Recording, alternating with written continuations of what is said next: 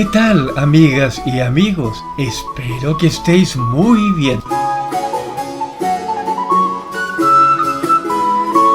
Esta vez hablaré de dos ilustres pintores de Sevilla, padre e hijo. Herrera el Viejo y Herrera el Mozo, un capítulo para cada uno.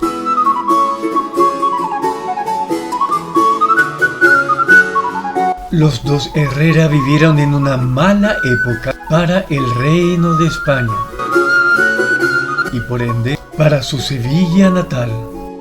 Me refiero al siglo XVII, cuando España entró en una profunda crisis que empobreció a su población. Una crisis aparejada a la decadencia de la monarquía de los reyes Austria.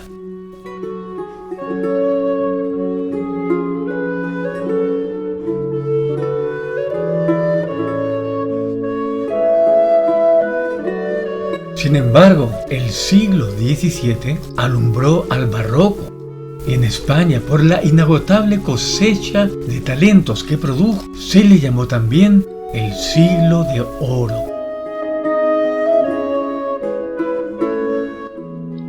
En la primera mitad del siglo XVII, el arte de la pintura en España se volcó en la exaltación de la fe católica, en su lucha contra la Contrarreforma, aplicando estilos importados de Italia, como el tenebrismo y manierismo. Francisco Herrera el Viejo representó a esta época llamada barroco primitivo.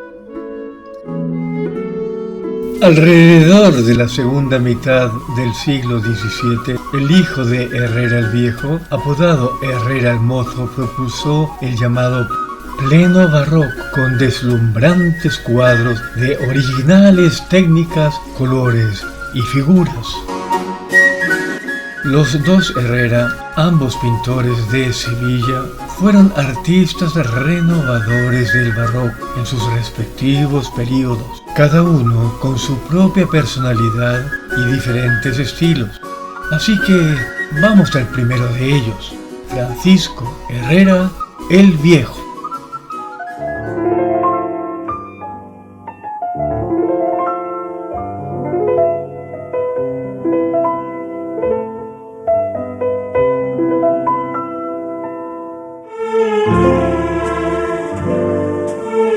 En 1614, con solo 24 años, Herrera el Viejo entregó su visión de San Constantino a los franciscanos de Sevilla, un trabajo ilegal, porque el joven carecía del preceptivo examen de maestría para ejercer de pintor. A pesar de pintar sin título, nótese el talento de Herrera en el uso de colores primarios y rosa. Sin embargo, su rígido estilo manierista es anticuado. Por cierto, la Santa Cruz simboliza el anuncio divino que Constantino vencerá a su enemigo Magencio. En 1628, aprobado el examen de maestría, nuestro artista ha alcanzado su madurez pictórica. Atentos a las amplias y sueltas pinceladas de los pliegues de los hábitos de los franciscanos en esta sobria escena de San Buenaventura. San Buenaventura era un franciscano, doctor de la Iglesia, que practicaba una autocrítica tan severa que no se consideraba digno de recibir la comunión. Por suerte para él, un ángel mensajero de Dios descendió a la tierra para ponerle al santo en la boca parte del sagrado sacramento. A partir de entonces, el santo se trató mejor a sí mismo y volvió a comulgar. Hablemos ahora del naturalismo de Herrera el Viejo. Fijaros en las caras de los monjes, todas distintas, pero igual de feas. Más reales no podían ser. También en 1628, Herrera el Viejo pintó un atiborrado juicio final a la manera manierista. Fijaros que en la pintura no cabe un alfiler. Las facciones de los personajes son más suaves. Destacan junto a un Jesús de defectuosa anatomía la Virgen María, San Juan el discípulo amado, San Pedro, San Juan Bautista, San Pablo y San Andrés. El cuadro clama por una restauración.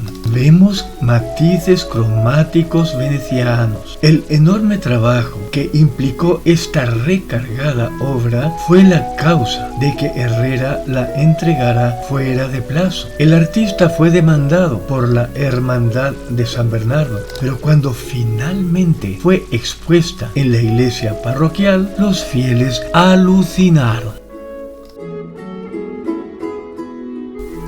En 1630 proliferaban en Sevilla, igual que en el resto del reino, aparte de los mendigos e indigentes, los pobres vergonzantes, que eran aristócratas venidos a menos, que preferían vivir de limosnas a ensuciarse las manos con trabajos manuales. Algunos otrora poderosos nobles sufrieron asimismo los embates de los malos tiempos. Y tal situación determinó que muchas órdenes religiosas no pudiesen cumplir con sus compromisos de pago a los artistas.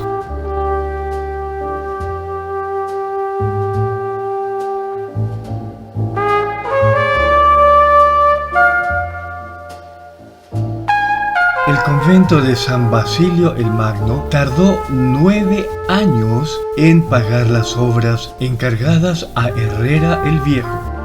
Finalmente, en 1647, el pintor traspasa al convento su Misa de San Basilio, innovador cuadro con un Cristo en posición oblicua y apóstoles de vigorosas actitudes que van a entregar el sagrado libro a un sorprendido San Basilio, cofundador de la Iglesia Ortodoxa griega.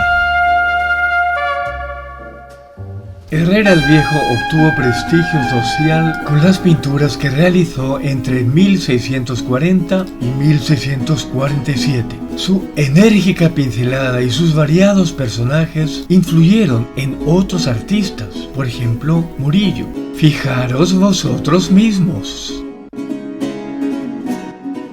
El estilo de libres y largas pinceladas de Herrera el Viejo, en las que utiliza cálidos coloridos sobre bien dibujados personajes, inspiró a varios maestros del pleno barroco.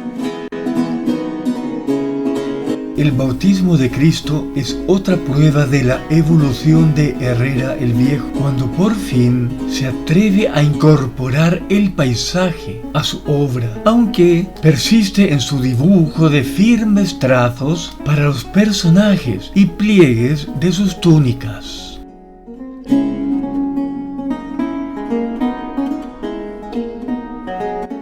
En su madurez, Herrera el Viejo participó en la transición del barroco primitivo al barroco pleno.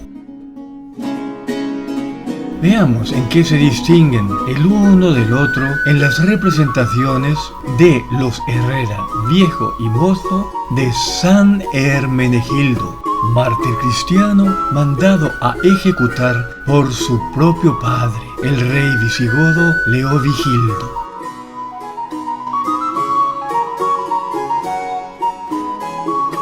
Herrera el Viejo pintó su San Hermenegildo con 29 años. Los protagonistas de rigidez escultórica adoptan posturas manieristas.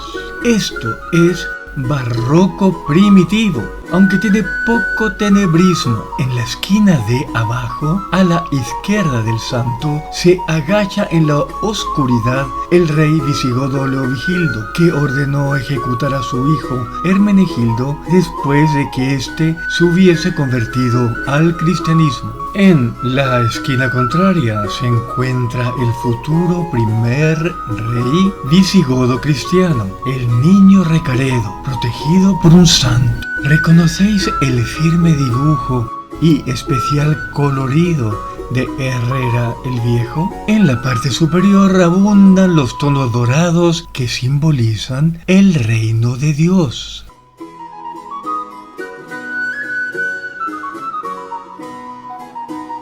Herrera el Mozo, cumplidos los 27 años, entregó su San Hermenegildo al convento de los Carmelitas Descalzos de Madrid. Esto es barroco pleno, lleno de vitalidad, movimiento e inventiva, fusionando asimismo estilos de Tiziano y Rubens con las nuevas corrientes.